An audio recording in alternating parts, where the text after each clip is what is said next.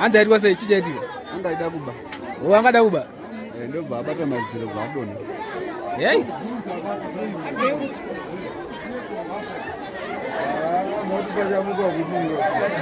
Anza ro nesijoma.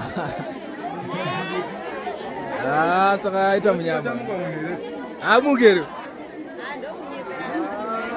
Madzi kwari muminawo.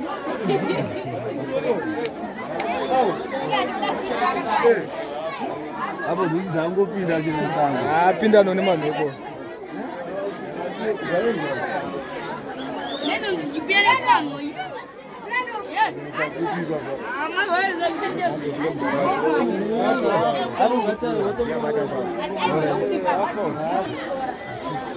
Sabata mazini kwa shamba. Sana rasmi wakubuda wakati. Hapa China na mshtu cha kwa siku chibida. Ndio neti ndio ndio ndio nari pa.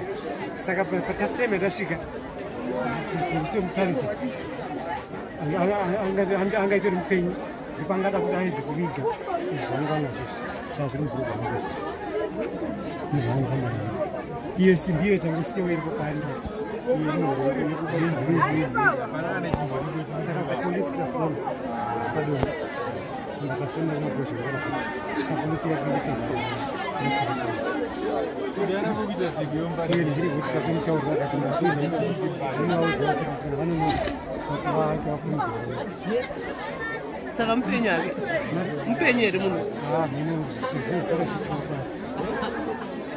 Saka chani kwa ndiwori pane mishe isingabata. Achamuka. Amba nokuziya sei.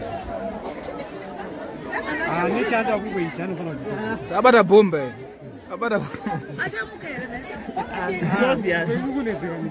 Sematauro ari kuita itsovesana. Avari kutaura nyaya inonzwisisa. Mpenyu. Pane mishe isingabatwi. Pane mishe isingabata. Nechanda kungoita anongwana. Saka chamuka chizodzidziso wamwana. Mpenyu saka sematauro ari kutaura mpenyu. Saka munhu yaasuzika vanhu ndapakamuziva panaonetsauya. Munhu andafanira ndisanjiri. Saka vanhu vese vanava pana muziya munhu. Hapana. Saka utoda vakachana naye. Abata visingabatwi. Ita munyama apinda nemameko.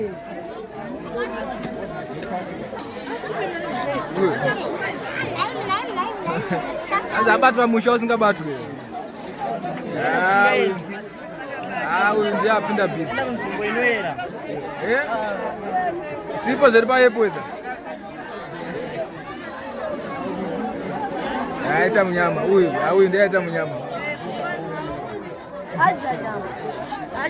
Mai we so. Mawana.